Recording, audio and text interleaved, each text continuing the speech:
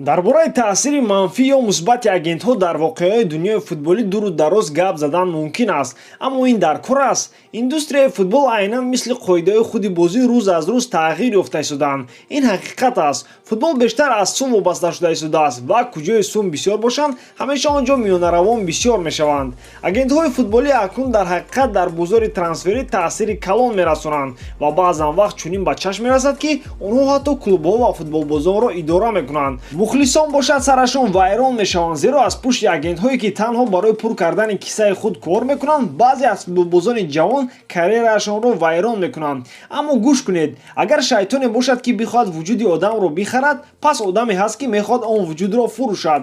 Агар футболбоз ақлаш дар ҷояш бошад, пас он намегузорад ки агенташ сари ӯро вайрон кунад. баъзе аз агентҳо бошанд танҳо барои фоидаи футболбозон кор мекунанд ва ҳатто онҳоро як узви оилаи худ мешуморанд. асос дар кори худ бояд профессионал бошӣ. дӯстон, мехоҳам хотиррасон кунам ки ин видео бо ёрии AdinXBet мебарояд. дӯстони мо аз AdinXBet коэффициентҳои баланд ва бонусҳои гуногунро пешниҳод мекунанд. даро регистратсия кун ва соҳиби бонус шав. ссылкаи бозиро ман дар таги комментария ин видео мемонам. даромади гап бонусҳо. бо промокоди TAJFUT AdinXBet барои одамони нав то 6000 рубл бонус медиҳад. имкониятро аз даст надиҳед. баъзе аз ҳолатҳои нохуш аз пушти он мешавад ки агенти футболбоз яке аз хешовандонашон мебошад. мисол агенти Мауро Икарди зани ӯ Ванда Икарди аст. кори безеби ӯ оқибаташ он буд ки Икардиро аз дастаи якуми Интер пеш кардан, аз ӯ рақами 9-ро гирифтан ва акнун ӯ ба қафаси тиллоии Шейх Насер ба ПСЖ афтодааст ва президенти Наполи гуфта буд ки тамоман бо Ванда Икарди ҳамкорӣ намекунад.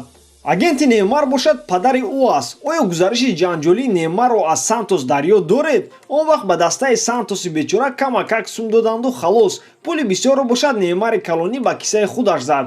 баъди ин бошад падараш аз трансфери ӯ ба ПСЖ пули бисёр кор кард ва акнун бошад ӯ мехоҳад аз ПСЖ равад.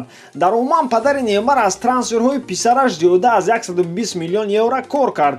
ҳоло чунон агентҳое ҳастанд ки онҳо акулаву падари Неймар бошад дар пешашон мисли моҳӣ аст. чунин агентҳо профессионали ҳақиқианд. овозҳое ҳастанд ки трансфери Неймарро ба ПСЖ аз тарафи яке аз калонтарин агентҳои футбол Бини Захавӣ сохта шудааст. ӯ аллакай 40 сол бо ин корҳо машғул аст. маҳз ӯ падари Неймарро идора мекард ва ӯро бовар кунон ки писараш дар ПСЖ ситораи асосӣ мешавад. Захавӣ ҳамеша бо истифодаи дигар агентҳо ва компанияҳои пинҳонӣ кор мекунад. бинобар ин маълумоти расмӣ оиди кори ӯ нест. аммо маҳз ӯ ба Роман Абрамович ёрдам кард ки то Челсиро харад ва маҳз ӯ маҷбур кард ки Домбеле ва Лукас Моура ба Тоттенхем гузаранд. яке аз агентҳои дигар Ки Жарабчан низ мисли Захавӣ кор мекунад. ӯ иҷозатномаи агентӣ надорад, бинобар чӣ қадаре ки хоҳад ҳаққи хизмат мегирад ва барояш лимит нест. ӯ аввалин агенте буд ки худаш пинҳонӣ кор карда ҳама корро бо истифода аз шахси сеюм ҳал мекунад. фонди ӯ футболбозонро мехарид ва ба дигар даста ба иҷора медод. пас аз ҷанҷол вобаста бо трансфери Маскеранов ва Девис аз Вестхэм ки онҳоро фони Жарабчан харида буд, фаъолияти ӯ дар Англия манъ карда шуд ва ҳоло бошад клиентҳои Жарабчан аслан футболбозони мунтахаби Бразилия мебошанд: Давид Луис, Виллиан, Маркиньос ва Каутиньо. Мино Райола аз ҳама шинохтатарин байни агентҳои футболӣ мебошад. ӯ ҳамеша талаботҳои футболбозонро аз талаботҳои даста боло мегузорад. ӯ бетарсу ҳарос бо президентҳои дастаҳо мубориза мебарад то барои клиенташ трансфер ё зиёд кардани маошро ба даст орад. бисёре аз футболбозон Райоларо узви оилаи худ мешуморанд. ӯ бо фишори зиёд ба дастаҳо гуфтушунид мегузаронад. Райола бо истифода аз журналистон овозаҳо паҳн мекунад, гӯё футболбоз розӣ нест ва мехоҳад ба дигар даста равад. Райола Пол Погбаро бепул аз Манчестер Юнайтед ба Ювентус бурда буд, вақте ки маъмурияти даста розӣ нашуда буд ки маоши Пол Погбаро зиёд кунанд. аммо пас аз чанд сол Манчестер Юнайтед барои боз пас харидани Погба зиёда аз 100 миллион евро сарф кард. клиентҳои Мино беҳтарин футболбозони ҷаҳон мебошанд: Ибрагимович, Верати, Делик, Донарума ва дигарон. Жоржи Мендеш бошад тамоман дигар хел кор мекунад. ӯ бо дастаҳо хело ҳамкорӣ хуб карда ва бо худи президентҳои даста кор мекунад. трансферҳои ӯ асосан хомӯшона бе овозаҳо ва ҷанҷолҳо мегузаранд. ба дастаҳо маъқул аст бо Мендеш кор кунанд, зеро ӯ тез ба онҳо футболбози лозимиро ёфта медиҳад ва баъзан вақт якбора якчанд футболбоз меорад. аммо ӯ низ бекамбудӣ нест.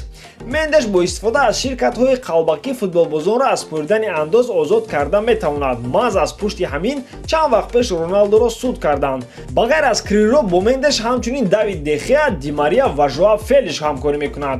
Трансфери ҳамаи онҳо беовозаҳо ва ҷанҷол гузаштанд. Де Геа гоҳ-гоҳ оиди баргаштан ба Испания фикр мекунад, аммо боз ҳам бо Манчестер Юнайтед шартномаашро нао мекунад. Хулоса, агентҳои футбол на хубу на бад мебошанд. Ин танҳо ҳаёти ҳозираи футбол аст ки бояд дар он ҳамеша профессионал боқӣ монӣ. Дӯстон, ин буд видеои имрӯза. Боварӣ дорам ки эҷодкории ман ба шумо писанд меояд. Аз ёд набарорен лайк, комментария ва дар канал обуна шуданро, ки аз хабарҳои нави футбол ҳамеша бохабар бошед. Бо шумо буд Муҳаммад Гаиров. Хай, дар паноҳи Аллоҳ.